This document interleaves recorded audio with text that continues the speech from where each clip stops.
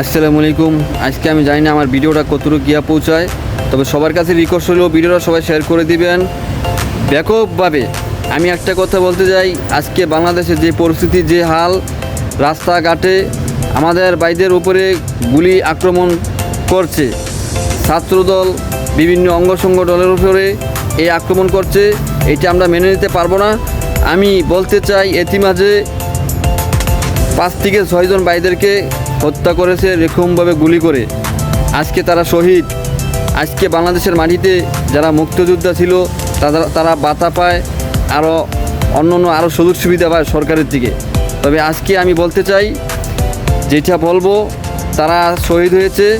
আমি জানি সরকারে তাদেরকে সহায়তা করবে না।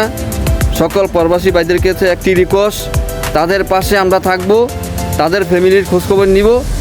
এই মাঝে আরও যোগ্য সম্মানীয় একজন ব্যক্তি সবাই আমরা তাদের পাশে দাঁড়াবো। তাদের ফ্যামিলির কাছে কিভাবে আমরা অর্থ পৌঁছে দিতে পারি, তাদের পাশে থাকবো। মাঝে সকল প্রবাসী ভাইয়েরা আপনারা কি বলেন, আমার এই কথা কি একমত নাকি? আর অবশ্যই তাদের ফ্যামিলির সাথে যোগাযোগ করে আমার সাথে যোগাযোগ করার চেষ্টা করবেন। আমি আমার যেটুকু সম্ভব আমার পক্ষে থেকে অবশ্যই আছি, তাদের সাথে তাদের ফ্যামিলির পাশে দাঁড়াবো।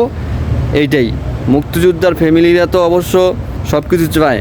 আজকে মুক্তিযোদ্ধা হিসাবে আমি মনে করি দেশের থেকে যে আজকে 5 থেকে 6 জন ভাই শহীদ হয়ে গেছে, তখন আমরা সাধারণ জনগণই তাদের পাশে আসি, তাদের ফ্যামিলিকে অবশ্য কম বেশ যেটুকু সম্ভাবনা আমরা দেখব।